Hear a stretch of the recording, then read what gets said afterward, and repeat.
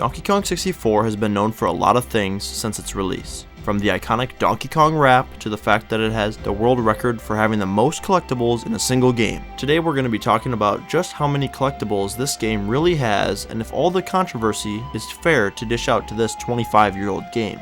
While playing this game and doing research for this video, I have come to the conclusion that this game has never really gotten a fair chance and has been compared to other games in an unfair manner. I think it is easy to point and criticize something that has a big number attached to it, but I think it's a lot harder to actually look into the game and really give it a fair chance. As we all know, Donkey Kong 64 came out in the holiday season of 1999, created by Rareware. This game is closely related to another Rareware game, Banjo-Kazooie, that came out a year prior. These two games run on the same exact engine and share a lot of things in common, like being a collectathon. Collectathons were a big hit back in the day, and Donkey Kong 64 did not disappoint, packing thousands of collectibles inside of one small 32 megabyte cartridge. The number one thing everyone says about DK64 is that there's too many collectibles, and they are all tedious to get. While browsing the internet, I saw this image about Donkey Kong 64. I see these images get thrown around quite a bit. The first image I'm showing you right now is a breakdown of how many collectibles are in the whole game.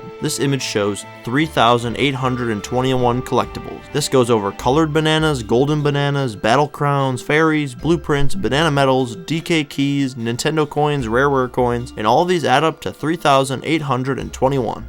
That's a lot of things to collect. On the other hand, Banjo-Kazooie's completion picture looks like this. This shows that Banjo-Kazooie has 1,104 collectibles. That's a third of what Donkey Kong 64 makes you collect. Here's another example. Mario 64's totals out to 1,798. Dang, that means Donkey Kong has double the collectibles. Now from a simple perspective, sure, Donkey Kong 64 has a lot of things you have to go around and pick up. Why stop at these? If they want to make this number even bigger, just to really stick it to DK64 for having so many collectibles, they should add all of the colored coins that you have to collect. There are 949 of those to collect, so why not add that? And bang, now Donkey Kong has 4,770 collectibles. This doesn't even begin to talk about all the refillable ammo you have to collect. This is where I start running into some problems. If you aren't going to include the non-required coins, then why are you going to include the non-required colored bananas? Non-required colored bananas, you ask? Yes, you don't have to collect all of the colored bananas to get 101%. Let me explain. Before I can dismantle all these points we just covered, I need to give you guys some information. There are two main categories for playthroughs. There are the 101%ers who want to collect everything and see the famous 101% on the start screen.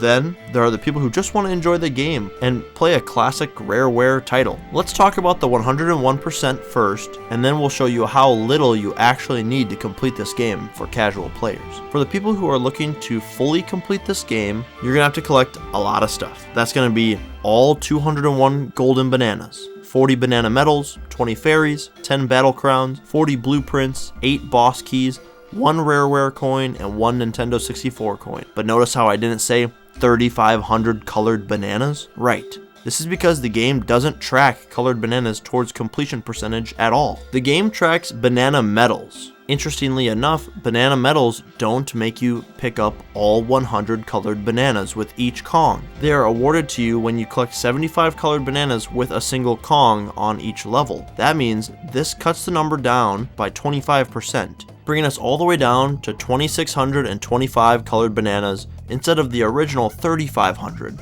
This cleaves off almost 1,000 collectibles already. My next big problem with the graphic is that you have to collect 40 blueprints and 201 golden bananas. Every time you collect a blueprint, you get a golden banana. So if you're tracking how many collectibles there are by picking up one of these, that gives you 2 of the collectibles. Isn't this like counting the same collectible twice? I don't see how you can say that you need 201 golden bananas and then also say that you need 40 blueprints. These are the same thing. I don't think these should be counted. So for my picture of what you need to collect to get 101%, it would look like this. 2,625 colored bananas, 201 golden bananas, 20 fairies, 10 battle crowns, 8 battle keys, 1 Rareware coin, 1 Nintendo 64 coin, totaling out to 2,866 total collectibles. This is a lot less than the original 3,821. Now say that you aren't going for a 101%. Say you just want to complete the game. This is where anyone's argument falls apart on how there's too many things to collect. When you're just playing Donkey Kong 64 for fun and not trying to collect everything the game has to offer, the requirements drop down a lot. Let's start by defining what you need to complete the game, bare minimum. You're going to need 100 golden bananas to get into the final level. To make it into the room with the final key, you need 4 battle crowns. You're going to need the Rareware coin and the Nintendo 64 coin. To get the N64 coin, you just have to complete an annoying minigame twice. And to get the Rareware coin, you have to unlock the Jetpack minigame from Cranky Kong by getting 15 banana medals. Now right away we hear 15 banana medals, and we want to start trying to multiply 15 by 75. It's 1125 colored bananas. But, and there are 2 big buts. First of all, by going through the final level of Hideout Helm, the game gives you a banana medal for every challenge you beat, totaling up to 5 banana medals. So you could theoretically come into the final level with only 10 banana medals. Having this little amount of banana medals is unrealistic because you have to collect a certain amount of colored bananas in each level to make it into the boss fight. The total amount of colored bananas you need to make it into each level's boss fight is 1680. 1680 is the bare minimum you can have to complete this game. With that many colored bananas, banana medals aren't even considered a minimum requirement because you will automatically have enough of them by the time you open up all the doors.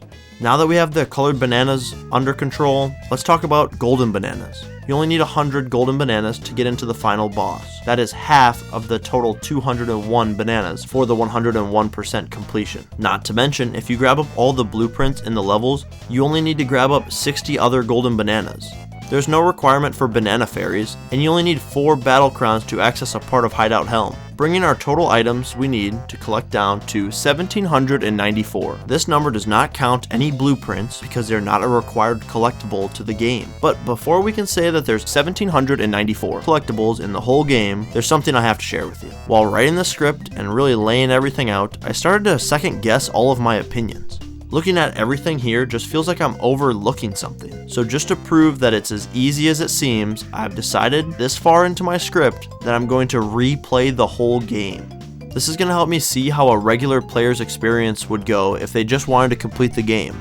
On my last playthrough, I 101% completed this. It's nice to get a different outlook on this. On my playthrough, I started by just getting as much as I can in the beginning and just moving on from level to level right when I hit the minimum requirements. Needless to say, I was flying through these levels. If I ran into any minigames that were giving me trouble, I would just exit out of them and move on. Fuck you, Beaver Bother. If I made it to the end of a path and there were different colored bananas there, I would just skip them. I didn't go out of my way to collect any coins, and I tried to never go back to any of the earlier stages. I will say I was going for blueprints because they are by far the easiest way to get golden bananas.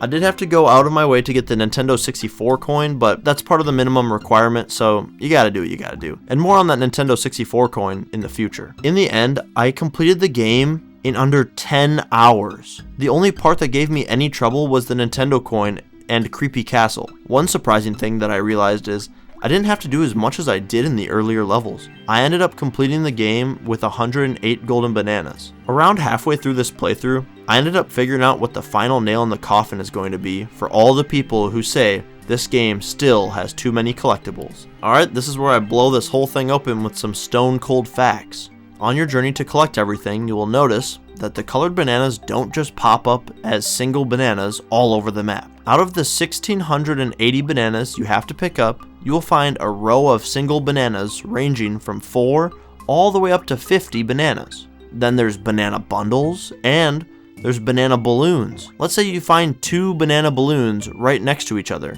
This counts as 20 bananas. This would be more than 1% of all the bananas you'd have to collect for a whole casual playthrough of this game. There are tons of times when you'll go into rooms and there'll be 20 plus bananas in some form.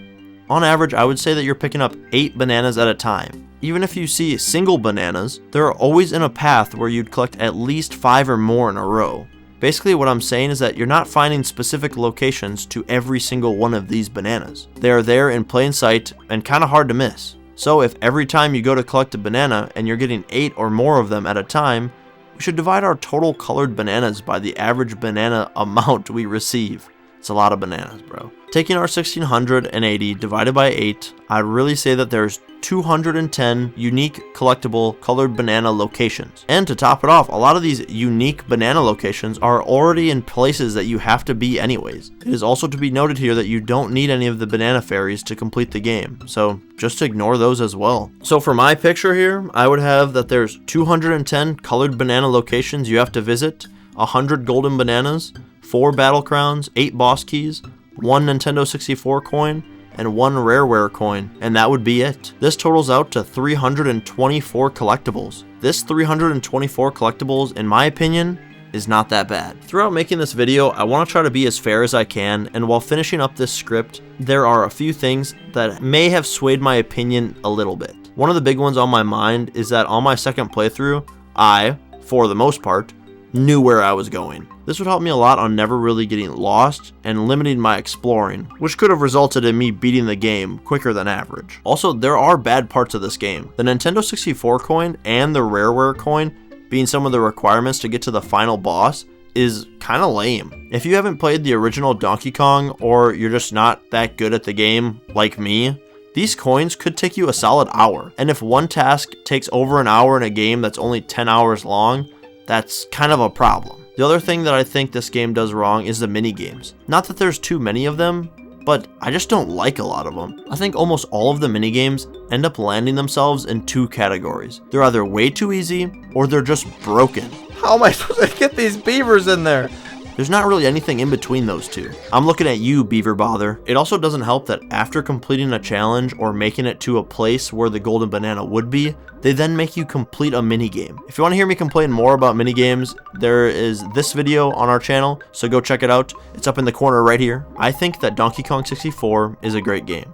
It has its ups and its downs, but all in all, it's pretty great. The game, story, and characters are all fun and easy to enjoy. The music and the atmosphere are spot on like most rareware games. I think that this is a great classic game, and anyone who's into retro gaming should give it a try, but it doesn't need to be enjoyed in a specific way. If you don't like collecting all the things, don't collect all the things. Or if you're a completionist and you like collecting all of them, I think it's a pretty good time. Thank you all so much for watching. If you enjoyed this breakdown, leave a like or a comment and let us know. Do you think Donkey Kong 64 went overboard on collectibles, or is it just misunderstood? Thanks for being awesome, and we'll see you next time on Our Take.